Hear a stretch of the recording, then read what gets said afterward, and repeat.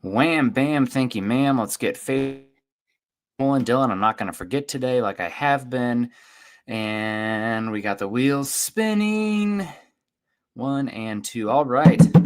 Welcome in. It is Monday morning of Victory Monday. The Denver Broncos, your Denver Broncos, sitting here at 7-2, winners of 6 in a row. The Broncos organization longest win streak dating back to 2015. And boy, by the skin of their teeth, they might be winning, but man, it is heart palpitating. I am Nick Kendall, joined by Eric Trickle. Eric, good morning to you. Always good to see you on these shows. A little late because I spilled my coffee as I was getting some last minute things together for the kid for daycare. So had to clean that up because obviously coffee can stain, but also had to get another, full thing here. So appreciate you guys waiting. Eric, it's good to see you. Always fun, and a lot more fun since Broncos are winning. This is our first regular season doing these shows together, and we have arguably the best Broncos team we've seen in a decade. So it's really awesome to do that. And man, I know there's plenty to at right now, but I just want to take a moment and appreciate the Broncos sitting here at 7-2. The Chiefs drop a game.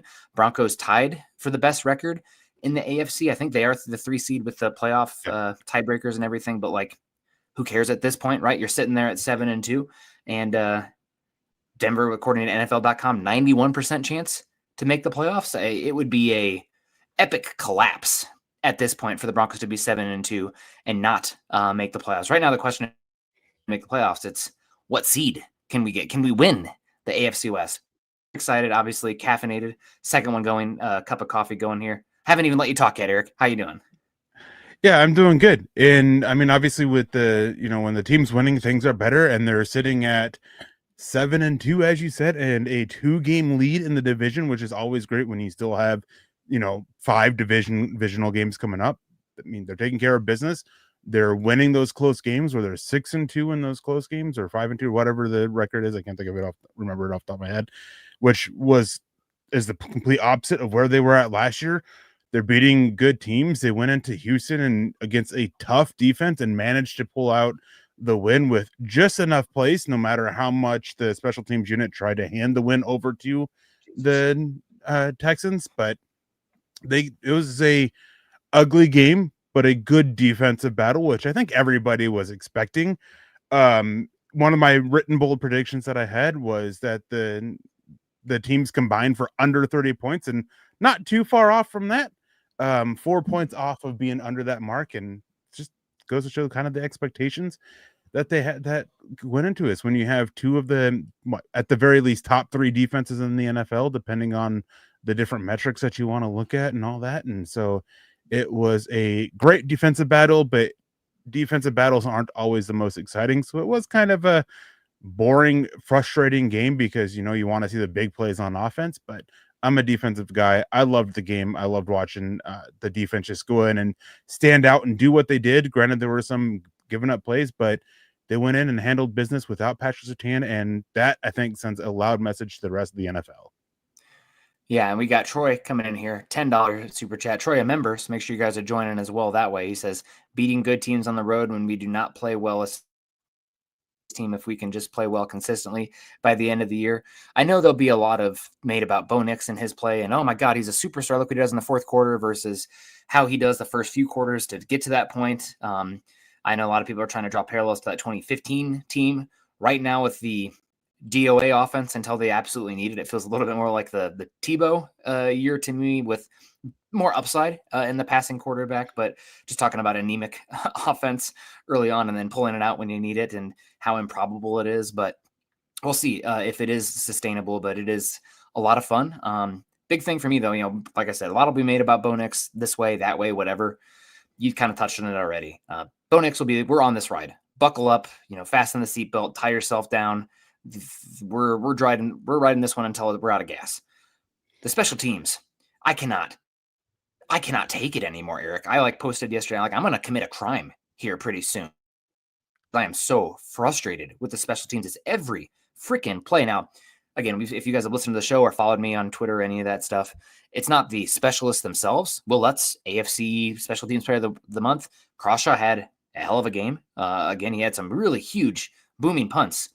It's the core 4, kick return team, kicks, I guess, as well. You get a block, and then the 2 coverage units with punts and kicks and everything. I mean, they're just driving me up a wall. It's penalties, it's missed execution, it's bad lanes. Rizzy, what is it that you do here? Because it's obviously not working. This has been hair pulling. When you have a good defense and the offense is not good, you need your special teams to show up, and they have just been putrid. I can't even believe how bad they were yesterday. Yeah, in one of the shows in the morning shows, we had somebody come in and asked about it, what's wrong with special teams, and I was like, well, going through it, I can't find one issue with it. And I recently sat down and watched through a lot of their special teams with a guy I know who coaches special teams, and he was like, it's not a single issue, it's a lot of issues. And when that's the case, it's on the coaching. Right, it's on the coach's fault that you don't have your guys fully knowing the new kickoff rules, right? Because it is, you have to establish yourself in the end zone, which means you have to get both feet in there. And Tyler Bidet did not do that, and so it was, instead of bringing out to the 35, it was brought out to the 20. It's, I mean, Michael Bandy's muffed punt, that is more on the player, but it's just a comedy of errors. And when you have so many different errors, that is on coaching. It's not on any one player. Like, it would be easy to go out there and say, oh, we're having bad punts, we're missing a bunch of kicks. It's probably something with the holder, with bad snaps. Like, there's a constant there that you can point at.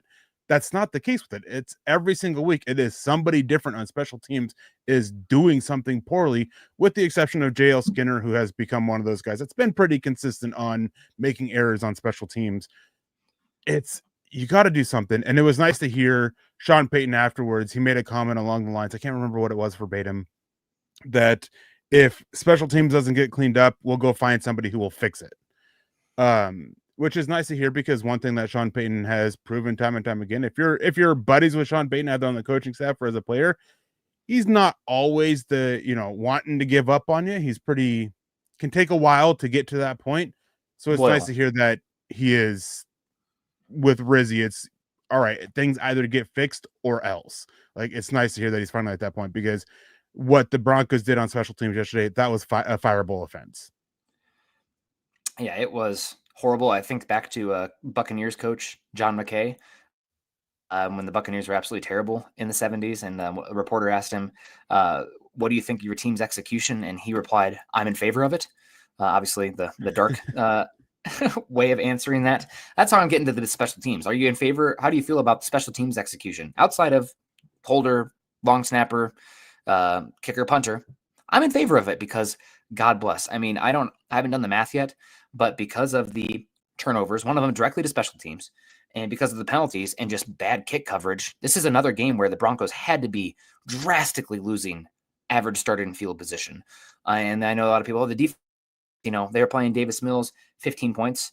You bowed your neck, or flexed at the goal line a few times, and you were constantly behind the 8 ball, because the offense and special teams was tag teaming, destroying you with terrible, terrible field position.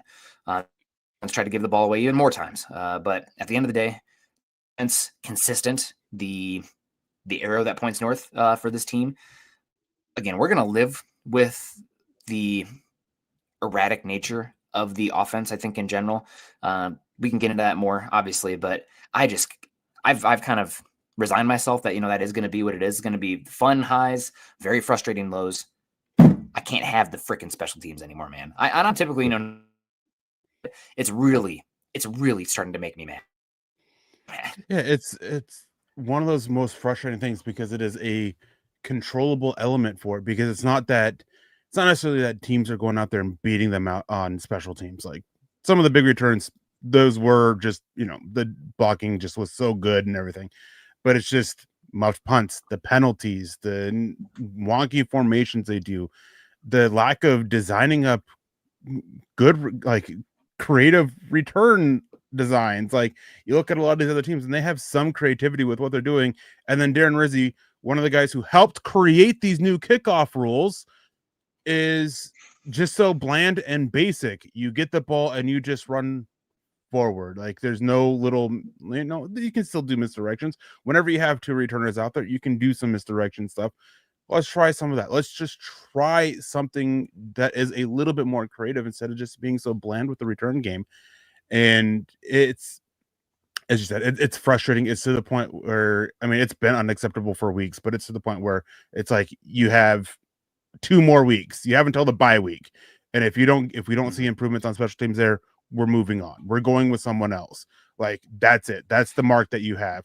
And I only say the bye week because it's a natural time to make a change when you have that little bit extra week off to fire a coach and then have whoever the special teams assistant is, I can't remember his name, can step in and take over and just kind of get things corrected with that extra time off. We had Banjo in house. The Jets special teams has been awesome out there. I know they're terrible, but they're the special teams. And we had Ben Katwika. I can never pronounce the name correctly, but it's drastically.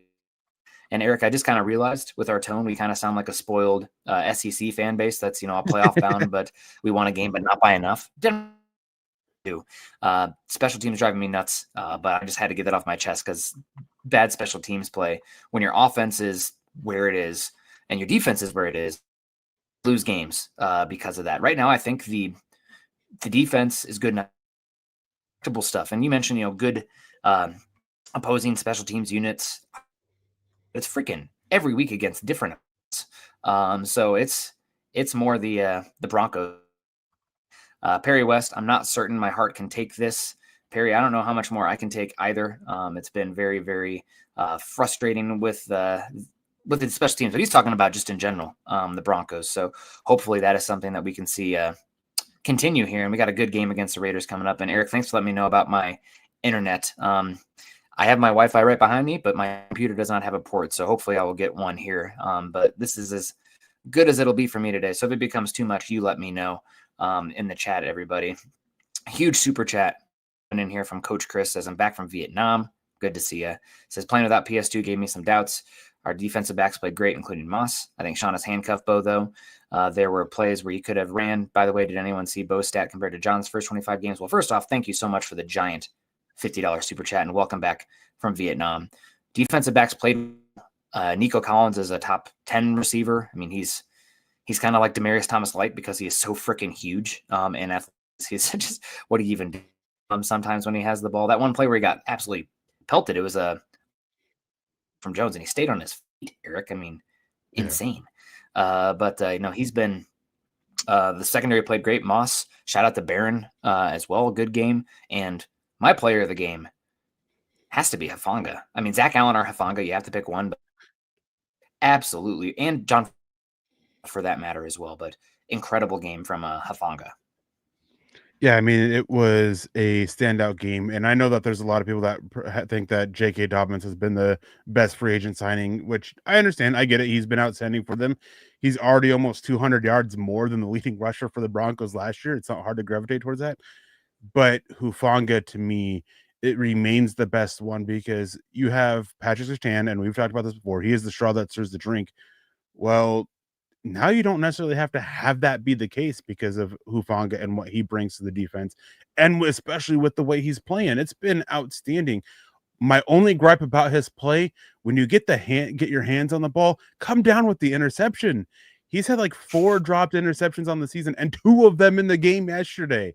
Like, man, if you can flip those into takeaways, this defense would be elite. Like there would be absolutely no doubt about it. Just because that is the only element they're missing. They're missing the takeaways at that high rate that can be such a, obviously such a big play for them, but be that difference maker from being good or great defenses to being elite or great defenses, depending on where they're sitting. That is the only gripe I have with Hufanga. Like, and it's only because that's a consistent one. There's been other plays where it's like, well, why are you doing this? Like the weird tripping one that he had against San Diego, but that's beside the point. This has been a pretty consistent issue, but he's been playing like his hair's on fire.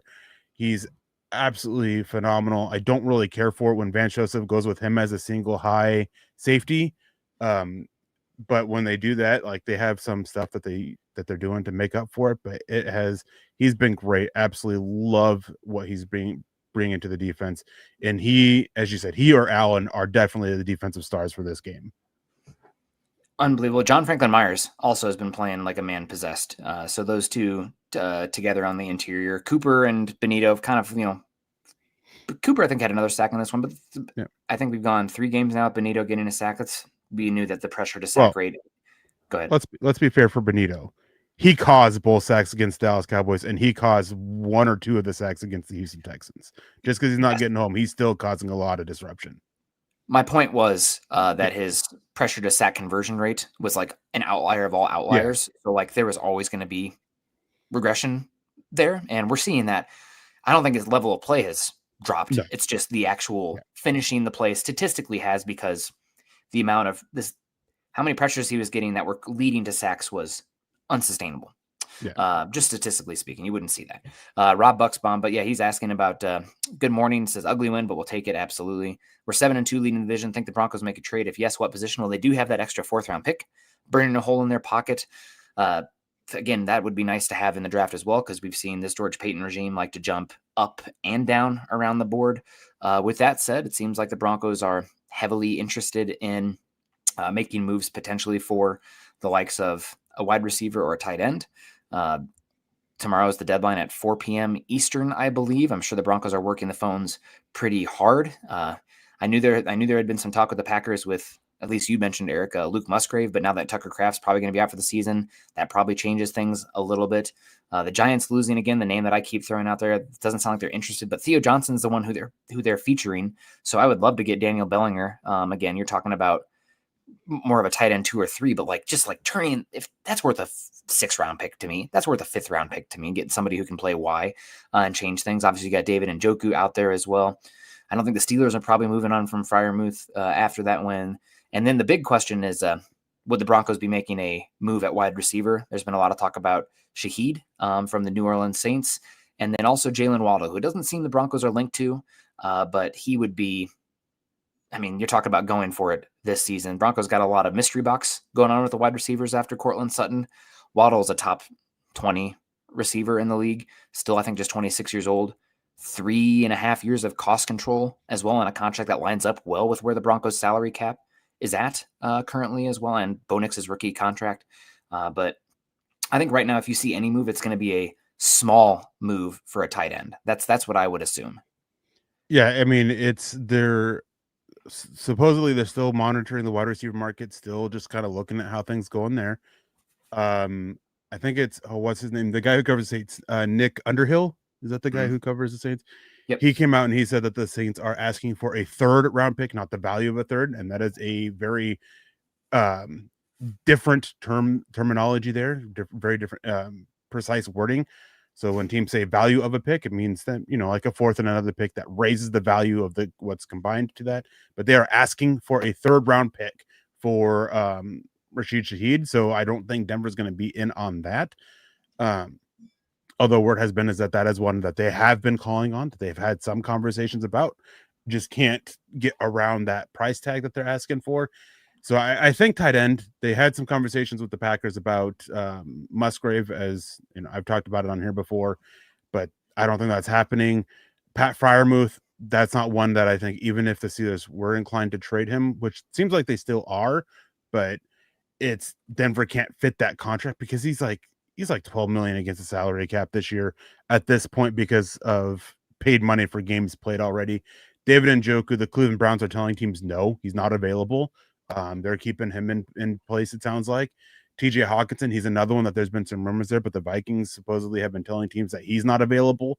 So if they add a tight end, it's going to be it's going to basically be a number 3 tight end. But the biggest question is, can they be an upgrade over Adam Troutman? If yes, then fine. I don't care if the number 3 tight end, just get somebody who's better than Adam Troutman on the field, because he is disgustingly bad when it comes to blocking. And as much as you're tired of special teams, I'm that tired of Adam Troutman blocking. Like, it is so frustrating.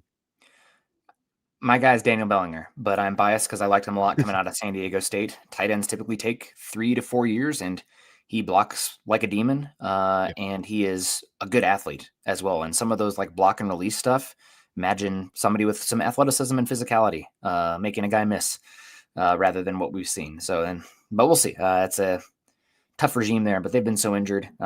who knows with the Giants. Good to see you, Rob. Appreciate you. Dude, want to say hello to a bunch of other people coming in here. String Guy, good morning. Anyone watch the Bills Chiefs? Absolutely. If Josh Allen's not the MVP of the league, I don't know who is. I just wish Bo Nix looked that efficient. Let's get Bo Nix in the undoubted top 15 of the league category before we talk about him being top 3 in the league personally. But String Guy, I don't know, maybe you went to bed early. Josh Allen's been great. Did you see what Sam Darnold did last night? I mean, I don't know if he's definitely got to be in the conversation with the MVP. Obviously, that feels like a whoopee cushion that could go, kind of like we saw with Daniel Jones. But I mean, the throws that he is making are like pretty darn incredible. And Clint Kubiak will be a head coach somewhere next season with what he's done with that Seahawks offense. But I mean, Sam Darnold's got to be in the conversation as well.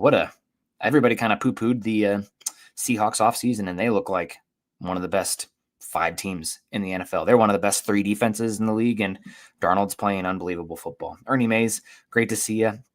Broncos 7-2, going to be 8-2. I hope so. Those division games are always weird, but should take care of business. And the Raiders went down to the very end, lost on a 2-point conversion versus the game. We're going to have a good package, though, to stop Brock Bowers, who had an unbelievable game back from injury yesterday against the Jags. So we'll see how that plays out. See, Gabe Rocks is in the house. Good to see you, Gabe.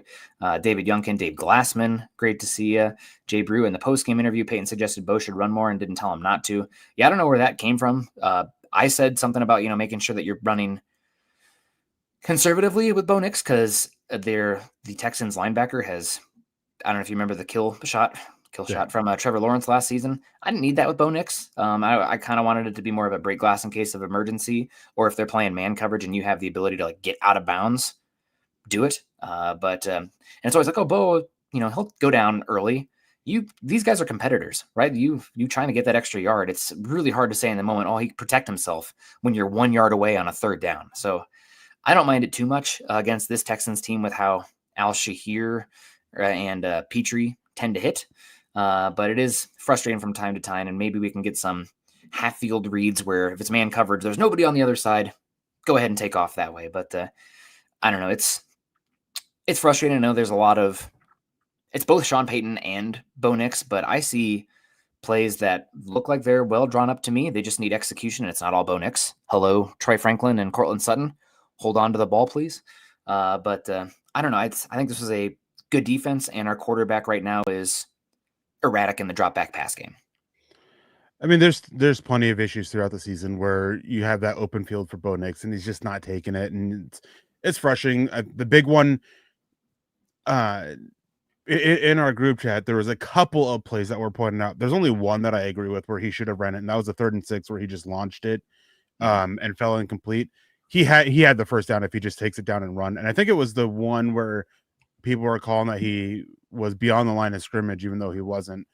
But I think it was the same play. It's like, that's one where you're right on the sideline anyways, just take it and you can protect yourself a little bit because you have that sideline as well. Yes. So that's the only one where he should have taken it and ran with it. On those that he didn't and just scrambled for it, picked up that first down. And it just goes to some of that decision making that is still erratic with Bo Nix that we got to see a little bit better. But for the most part, I'm in agreement with you. There were all these ones where, especially in the middle of the field, there's like 3 or 4 of them that people were calling for him to take off and run in the middle of the field where Al-Shahir is and Petrie's playing. It's like, no thanks. Don't need to risk it. As erratic as Bo Nix is, I do believe that he is immensely better for the Broncos than Jarrett Stidham is. So I don't want to see Jarrett Stidham out there personally, but nothing against him. But it is just one of those things where, the defense, the way that they played, and so the way some of those guys play, which makes it kind of funny how we're having D'Amico Ryans and Will Anderson and a couple other guys talk about Chris Abrams' drain hit on CJ Stroud when Azeez Al-Shahir is still employed by that team. Yeah, I mean, it's always going to be through that lens, and it's an emotional game, so I don't blame it. I mean, Chris Abrams' drain, I didn't mind it. I mean, he went low, and he didn't even touch CJ Stroud's head. It was the force of the contact with the ground. But if your quarterback's a runner, you take that risk. It's one reason I'm just like, don't slide late. Well, yeah, and don't slide late. But that's so hard too, right? Like we just talked about it, the competitive nature. You're right by where that marker is. You're trying to get every inch. How erratic their offense has been. That's just it's a hard ask, man. But It's not Unless that you're hard. Patrick Mahomes for some reason, who's a slippery little you-know-what. Jason O'Neill comes in. Good morning. On the road, underdogs against a really tough defense, flying home with another dub. Special teams needs fine-tuning. Give a shout-out to Will Lutz as well. Not his fault. I don't think that Autry blocked that one. Autry's blocked, I think they said 12 in his career. Holy bleep, that's unbelievable. They need to be more consistent. Yeah, I mean, I'll say it on here. I don't know if we'll get us flagged, but I was pissing and moaning to start the show. I had to get it off my chest because it just drives me so freaking up a wall to have the special teams that bad. This team, again, is Bo Nix going to play like a top 5 quarterback the rest of the season? I don't think so, but I think a lot of the parts in place, you have a chance to win as far as you can possibly go if the special teams is cleaned up, and I think it's fixable. I think that's fixable, so that's why I'm upset about it and will continue to complain about it. Jason comes in. Good morning, Broncos country. Happy Victory Monday. Confused by Sean Payton repeatedly abandoning the run when it's working, even more so when Bo was struggling. Eric, we kind of talked about this off air. A lot of teams defensively are playing the pass almost no matter what. And a lot of offenses are responding by getting a little bit heavier in their personnel to force teams into base defenses. Now, obviously, there'll be a point where maybe you'll run the ball so efficiently that teams will respond. But we're kind of seeing it with the Seahawks this year. They're running a lot of 12 and 13 personnel, but they can't run worth a lick. But teams are still playing run first looks against them because they are still balanced, even if they're not really efficient running the football.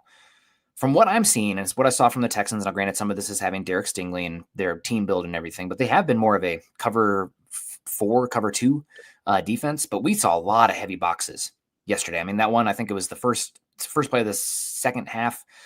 You saw J.K. Dobbins run in a 9-man box and get 9 yards. My personal opinion is that you're seeing Bo Nix check to passes fairly often because the looks would dictate it's a pass-friendly down. Like, you don't want to run where they have more bodies in the box than you have blockers. Duh. But if you're playing a light box, check to the run. Teams are, from what I saw from the Texans and in general, teams are playing loaded, heavier boxes against the Broncos because I don't know if they fully respect the speed and the perimeter weaponry from the Broncos, but I also don't think they respect Broncos in the drop-back pass game. So kind of like early on in the season, we talked about Sean Payton talked about taking some things off of Bo Nix's plate and not giving him the options to check into a pass. Maybe that's something you see here. But my opinion is I don't think Sean Payton isn't calling the run play. I think you're going to the line with multiple plays in line, and based on the look, because of what the look is, you're seeing Bo Nix opt to a pass play because that's what the defense is trying to get you to do, and they're not executing. Yeah, my thing is even against loaded boxes, you still need to try to run. And you kind of touched on why a little bit. Dobbins on the one, it was a 9-man box, still picked up 9 yards.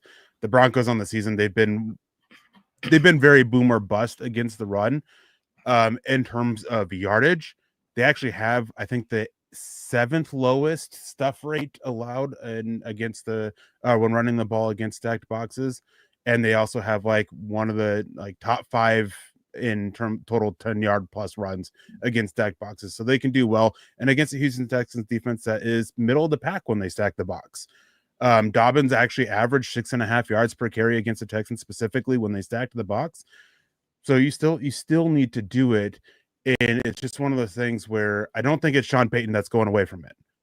It's Bo Nix, and it's for what you said. It's when you go to the line as a quarterback and you see a stacked box and you get a one-on-one matchup outside, you're going to go and you're going to try to take care of that one-on-one matchup. The issue I have with Bo Nix doing this is it's obvious every single time what that one-on-one is going to be. It's going to be a deep shot every single time. And with how Broncos have been with connecting on those deep shots, it's basically just wasting it down. So it's still better to run the ball in that aspect of it. But it is a thing of opposing defenses, and the Houston Texans especially did not give Bo Nix the respect he deserves as a passer because of the way they're stacking the box, daring them to pass. Whenever you get dared to pass, it is a shot at your quarterback. It is a sign of disrespect for your quarterback because they don't believe that your quarterback can go out there and beat you. They're going to try to make you beat them through the air. That's what the Houston Texans did, and the Broncos were able to come through and get the job done. But in early situations, in the early game of this, in the first half, they ran the ball 8 times. 6 of those were on the first 2 drives. That isn't okay. That is not balanced whatsoever. Denver ran the ball more in the second half, and we're still pretty efficient running the ball. You got to have a little bit more balance in the games like this, especially against the Houston Texans defense, which, as fearful as they are, they're middle of the pack against the run. They were just outside of the bottom 10. That was the opening for it, and you just weren't doing it enough. Whether that is Sean Payton not calling it or Bo Nix checking out of it, whatever the case it is, they did not try running enough early in the game. And I'll give just push back a little bit. Maybe it is not respect for the Broncos pass game as a whole, but also it's having Derek Stingley, who's, it's kind of the same thing with Patrick Surtain. The Broncos have one of the highest stack box rates in the NFL. Some of that's not playing good quarterbacks so far this season, but a lot of it is having arguably the best cornerback in football, and probably number 2 is Derek Stingley. When it's such a higher percentage, because it's like 15% more for against the Broncos from the Houston Texans. When it's like that, you're talking about compared to their league average. No, compared to what their average was on the season. Yeah, when it's that, it's pretty much an indication of the quarterback play. And some of it could be the weaponry too. Everything happens nothing happens in a vacuum. There's a reason that the Broncos have been calling on wide receivers. I know that a lot of fans, when I suggested on Thursday, maybe the Broncos throw a first-round pick and trade one of their younger weapons to upgrade and get Waddle, everybody's like, but I want the young weapons. Like, well, what's the offense? Is it Bo Nix is the problem, or is it the weapons out there? You can tell me, point to one. I want to help him out here. And if the Broncos are looking for wide receiver upgrades when you already have, 4 guys and you're barely getting targets for Bryant, and even, I don't know. I think they're saying that they're not in love with their guys and they want an upgrade. Yeah. So we got Clayton. Good to see you. Appreciate you coming in. Hope you're doing well. I got Roy. Good morning. Woo-wee. The Broncos gave me a heart attack and a stroke. Well, please be careful. There, Roy. We don't need any of that.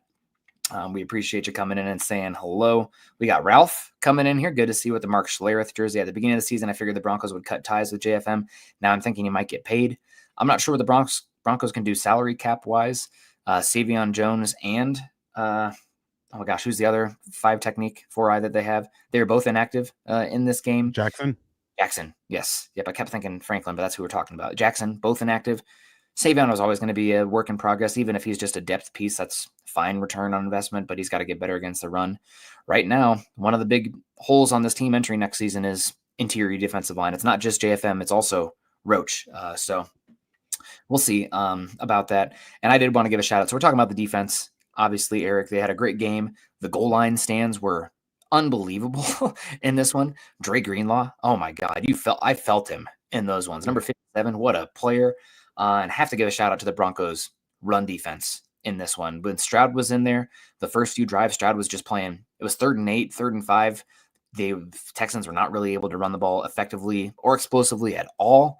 And they kept that up throughout the entire game. So I know a lot of the advanced stats, Eric, point to the Broncos being, 12th, 10th in run defense. But these last 2 weeks specifically, 3 weeks even, what they've done against the run since Malcolm Roach has been reinserted into the lineup, 4 weeks, I guess, with the Jets in there as well. They've been a lot better, and I've been really impressed. So shout out to the run defense. Everybody, pass defense is sexy, getting sacks, all the exotic pressures, but you can't do that without eating your veggies against the run on the early downs, and the Broncos did that really well against the Texans.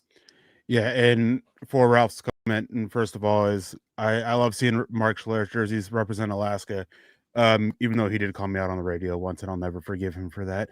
But anyways, with JFM, Denver just needs to pay him.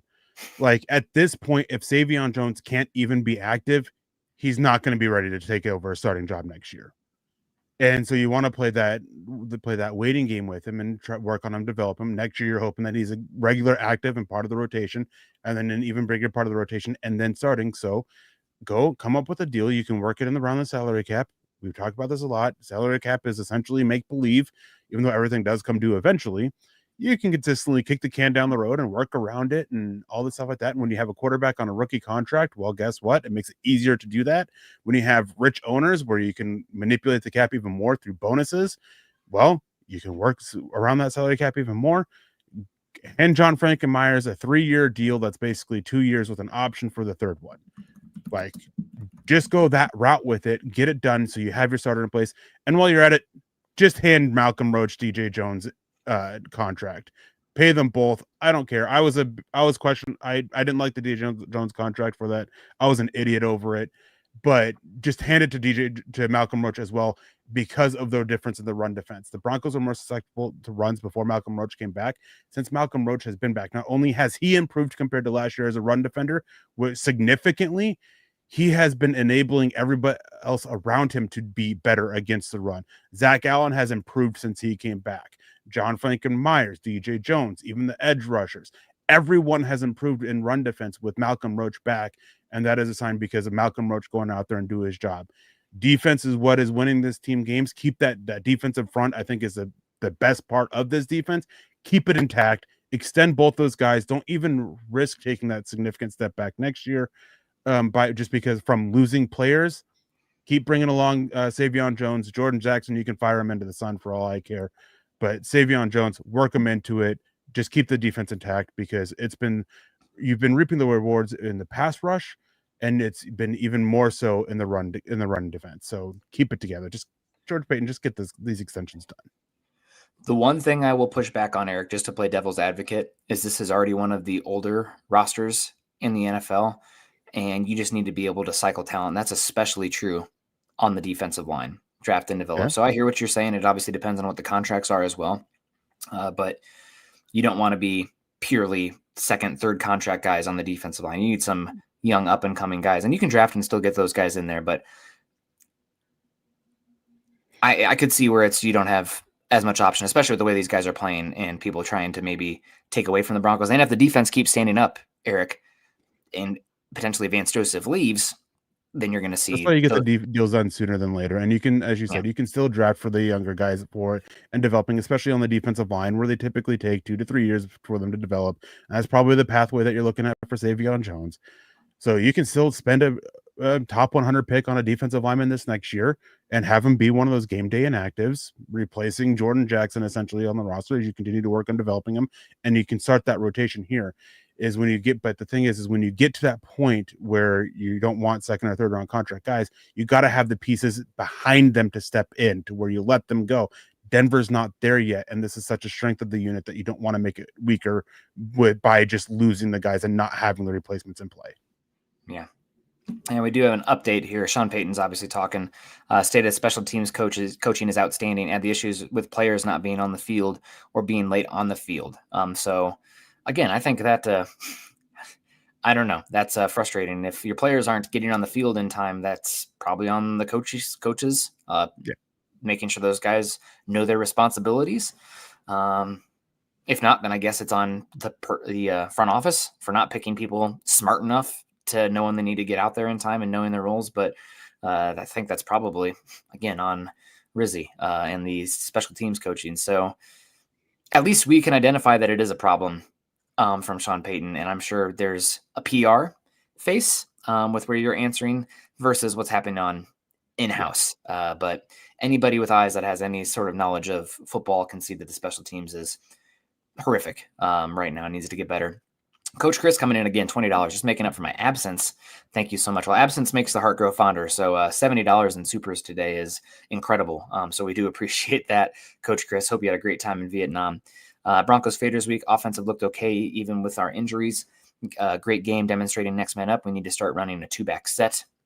You did see some 2-back set from the Broncos. Adam Prentice out there. I think this is a game you did miss Nate Atkins, and he's kind of he toes the line between fullback, H-back, Y, tight end, not necessarily the length and the drop back like pass protection that you want from a Y, but he's useful in the run game and being inserted out there. So I thought Prentice, shout out to the fullback dive, getting that first down. I didn't key in on him. I don't know what his total snap count was, but we did see some 2-back stuff. It's just you don't typically see that in the league unless you are a really good pass weapon as well. From that, what is it, 12? Yeah. Personnel, is it 12 or 21? I always get those mixed up. It's 21. 21 personnel. The one thing I would want Coach Chris, and it's kind of harder with the offensive line injuries, but you have Atkins out there, and we're trying to force teams into more advantageous pass situations. Maybe Denver doesn't have to necessarily do that, but teams right now are playing the highest rate of 6 offensive line, heavy personnel on offense than we've ever seen in the league. Teams are burning an eligible receiver to force teams into base defenses to get those one-on-ones on the outside. we'll see if that's a thing going forward. Denver maybe doesn't even necessarily need that because teams are playing heavier boxes against them, it seems, but it would be great to have another blocker in there just to force the defense's hand a little bit and run even more efficiently against stack boxes. Not so sure it's an issue with the Texans game specifically, but just overarching team philosophy for the Broncos. I gotta say, the funniest play of the day yesterday was Adam Prentice finally moving about 3 seconds after the snap. Like, he was so late to get out of his stance that it seemed like it was by design, but it wasn't. He finally moves when there's a defender like right in front of him. Made me laugh for a good minute out of it. But yeah, I mean, it would be nice to see the Broncos go a little bit more jumbo, but the injuries have kind of derailed that because they haven't been able to trust Calvin Throckmorton now to get out there on the field in time. I think in 2 of the last 3 games when they've gone to that, he's been getting out there with 10 seconds left on the play clock, and they've had to burn a timeout for it. And so it is not not ideal when you have that big guy, Alex Palczewski, playing left guard due to injury. And I gotta say, give a shout out to Mercedes Lewis. He only played 6 snaps, but he did pretty darn well on those 6 snaps for having just joined the team. Inspired a lot of confidence with getting some improvement in the blocking from the tight end position. How much more he has to offer as a receiver, we don't know that yet. Probably not a whole lot. Red zone. He's out there. Goal to go package. I bet you we'll get something goal to go. Yeah, but he is definitely still has a lot left as a blocker, and he kind of showed a little bit of that. I think there was one play where it was very obvious he still wasn't sure about the play call for being so new to it, but he still went out there and executed it pretty well. So I'm excited for that. It still wouldn't preclude me from adding a tight end at the trade deadline just because Adam Troutman still saw the field a whole lot. And again, if you can do anything to upgrade over Adam Troutman, just do it. Yeah. Some more quotes coming in from Sean Payton because of the Thursday game. We got an earlier press conference. Says again about the players coming in, having issues. Apparently he's grumpier than normal per Mike Kliss on the earlier ones. Sean Payton said, my disappointment after the game was more the late on. You're supposed to be in on special teams unit and you're sitting on the bench. I've got a problem. So they're looking for personnel people that potentially can upgrade versus the coaching. So putting them on notice as well. I don't mind it. I'm sure behind closed doors, putting the coaches on notice as well, but just not good enough. The NFL game is, we've seen it. What's Denver's record now in 1-score games? A flip of last season so far. I don't want to be the person to say that Denver's probably due for some regression there. But if the Chiefs can regress from theirs last season, if you're not hitting 500, you're probably due for regression. So hopefully we'll see a little bit of improvement there. Denver's riding the I can't think of what the word is right now, but the variance pretty highly right now. But that's football. Some seasons it's like that. It's not a sustainable pathway to winning football games, though. Michael Ronquillo, good morning. Nick and Eric on Broncos for breakfast. Go Bo Broncos. Thank you so much, Michael the Ronk. Boogmeister coming in. Good morning, big dogs. Can't take much more of those games. We'll love the fight in this team. Well, buckle up, Boogmeister. We got a long season, and with the ways Denver special teams is playing, good defense as well. Defense not taking the ball away still. Eric driving me insane. And again, the offense, unless they're playing a bottom 5 defense, having some hard times putting together consistent drives, there's going to be a lot of games like that. Unfortunately, we're very Eagles-like without these superstar superstar skill position players right now. A lot of 3-and-outs, and we're living and dying on the run game paired with the explosives. The down-to-down drop-back pass game, efficiency-wise, middle of the field. Outside of the Dallas game and the Cincinnati game, not really there right now, but we still got half a season to correct that, and we kind of saw Bo Nix at this point last season take off, so we'll see. Denver Luke, victory Monday, absolutely. Good to see you, Denver Luke. Yeah, Eric, we're starting to wrap up here. Don't have too much more to say. Obviously, this was a big win for the Broncos. You go what are you now? 3-3 on the season in conference play. I might be off, or excuse me, 3-2. You don't know, gave Denver an extra loss there. Maybe 4-2 in conference play, 3-2 in conference play. You got 3 wins against the NFC, and you sitting there with 7-2. You got everything right in front of you right now. You gained a game on the Chiefs. Thank you to Buffalo for that. That makes that game at Denver not as much of a must-win. That said, if you win these next 2 games, you kind of have a little bit of a chokehold on the division as well. It would take some pretty unfortunate post-bye stretch there, but everything's in front of them there right now. Plenty to still improve upon. Statistically speaking, the thing that drives me nuts about this game is yeah, US Dave, sorry. The thing that, again, drives me nuts is that I just need this defense to start taking the ball away. Because, like, right now I would love the offense, and we can go all day about Bo Nix in the pass game. Defense is incredible. It's maybe unfair to ask them for more, but the plays are there to be had. Strip sacks, you're getting pressure. Hands on the football. I would love to start seeing some takeaways, and would I rather not create turnovers and win or create turnovers and lose? I'd rather not create turnovers and win, but that is, I think, outside of points scored, the most indicative stat for wins losses turnover differential. So let's start taking away the freaking ball. That'd be great. Yeah, it's like teams with isn't it with teams with +2 turnover differential typically win like almost 95% of the time or something like that. It's over 90. I think it's like 87. I think 3 is 95. Okay. But yeah, so it's such an indicator of win. So of being able to win the ball, because obviously you're taking the ball away from them, you're stealing a possession. You're taking that possession away from them and giving it to your offense. So it does happen where you turn the ball over.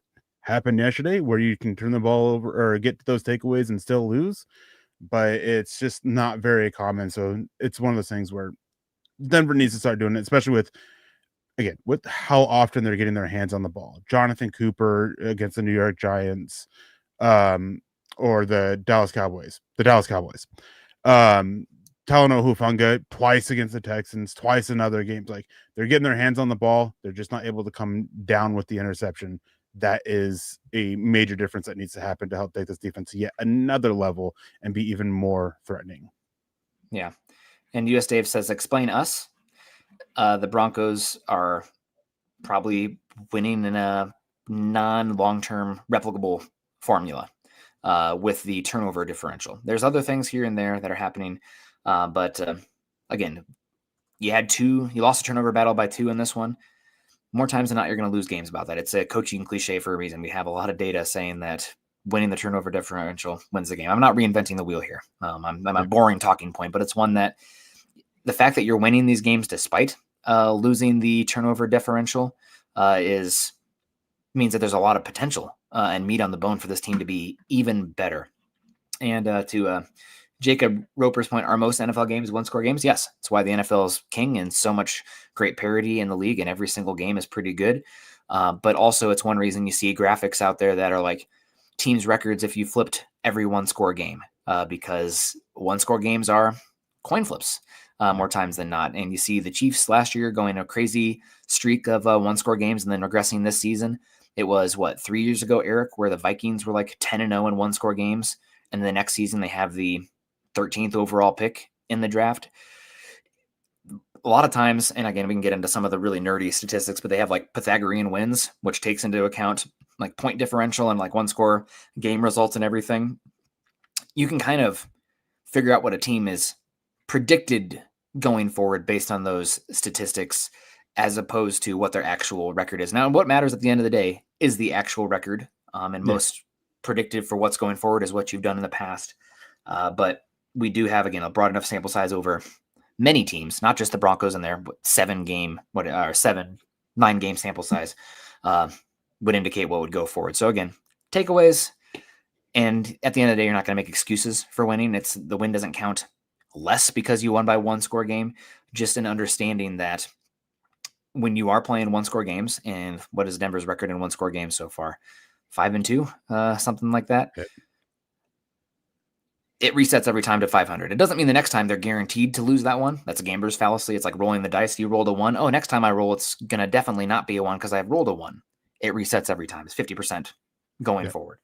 But just areas, to point at and keep in mind on at least where my brain's working. You can disagree. I'm just very analytically driven, and what we've seen overall from the sample. So I don't know, Eric. Really hard to complain too much. Obviously, things to work on.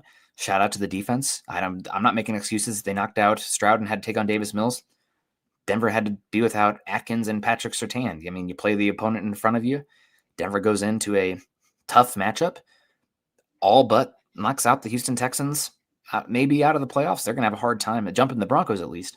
And we're in the driver's seat now going forward. Chargers without Joe Alt maybe for the rest of the season after another ankle injury and he's been playing like arguably the best tackle in football. So that's a huge, huge loss for them.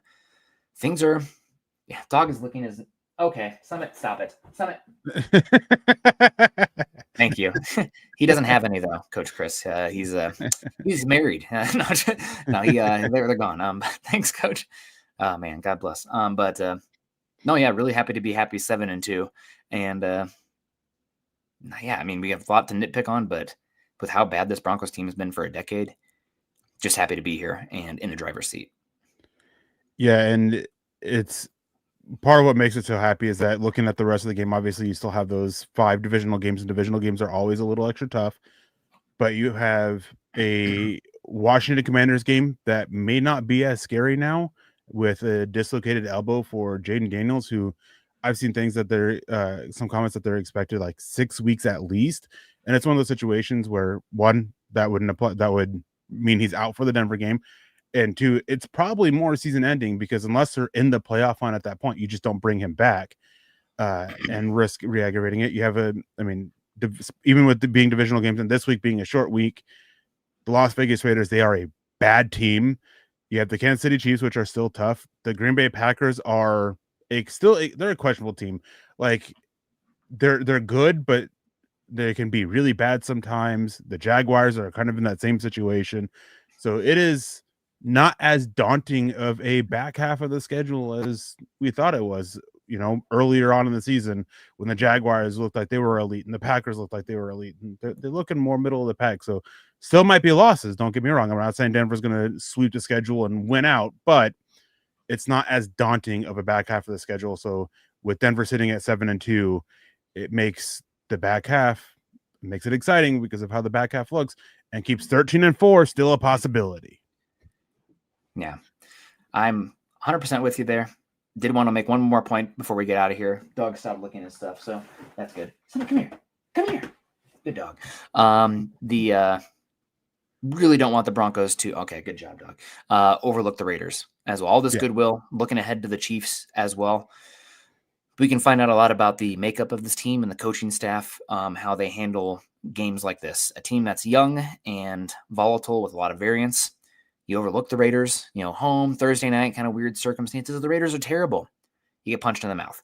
I don't think that's going to happen with this Broncos team under Sean Payton from everything we've seen. But this is there's no such thing as a guarantee in the NFL, especially with how the Broncos have been playing a lot of close games this season. So hopefully this is a game the Broncos come in and it feels a lot like the Cowboys game. They control it. They run the football. They win the turnover battle.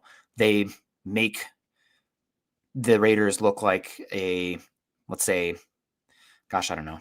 We'll use Oregon playing a MAC school, Oregon versus Toledo, right? Like just control the game, get out of there without an injury, show up and do what you need to do because there's a big talent discrepancy.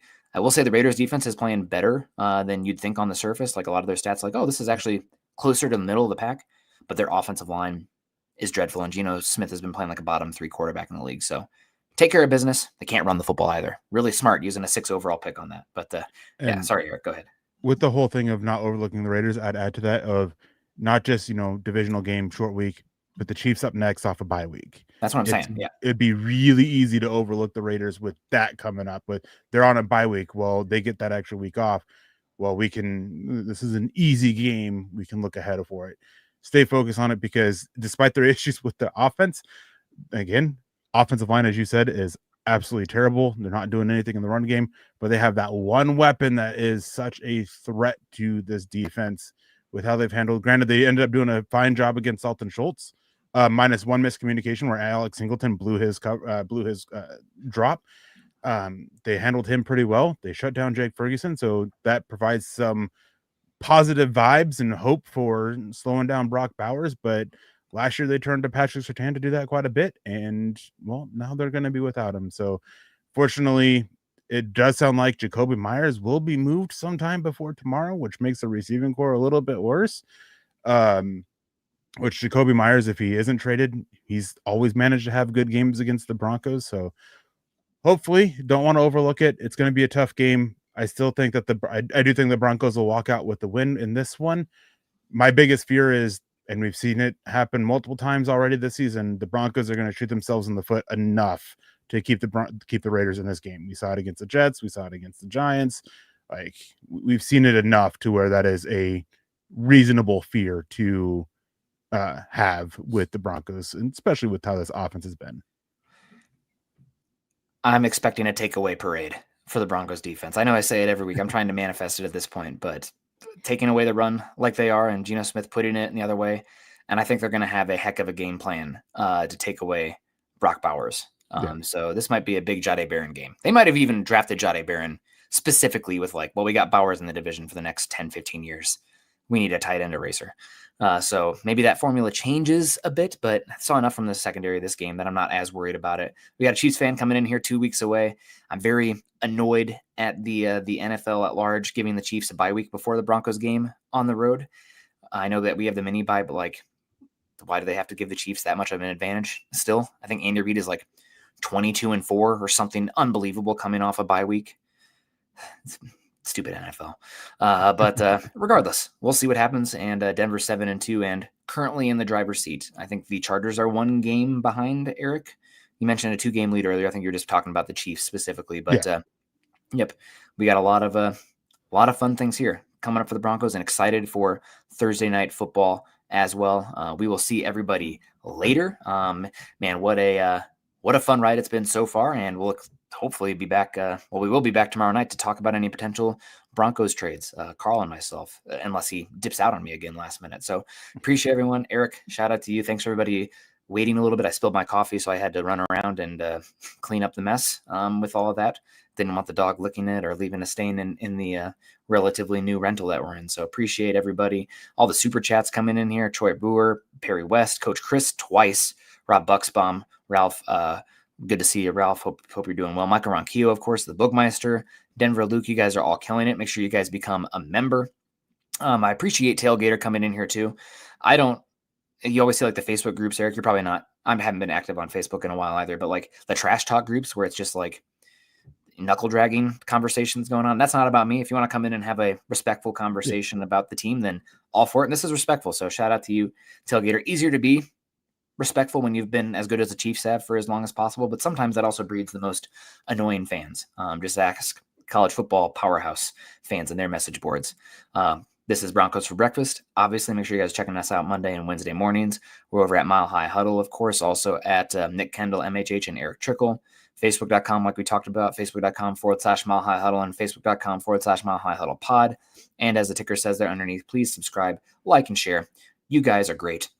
Appreciate everybody. And we got Oregon, Iowa this week, so that should be a lot of fun. I'm pretty annoyed that Iowa's not ranked, but whatever. Savage Rick, good morning. This is going to be a nice week. Go Broncos.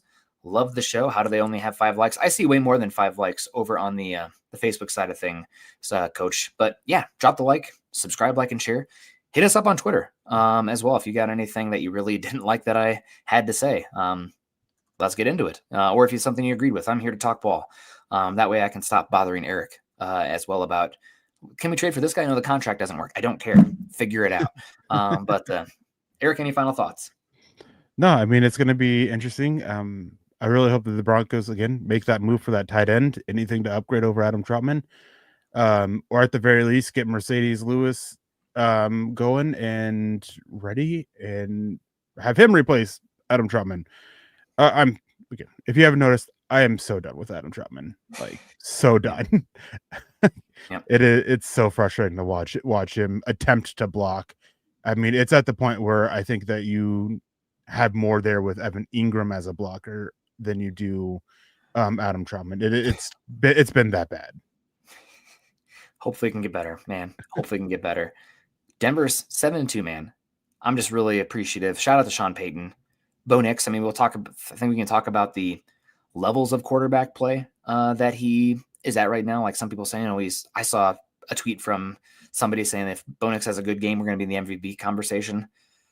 But right now, he's been worth the 12th overall pick, and he is a value on the rookie contract.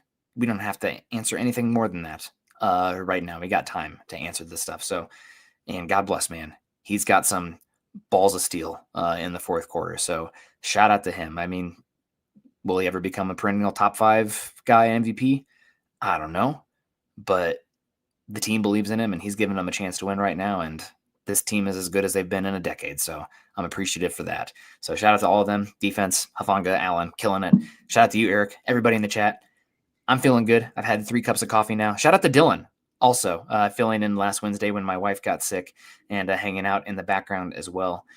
You guys are great. Have a great rest of your day. Choose kindness and compassion.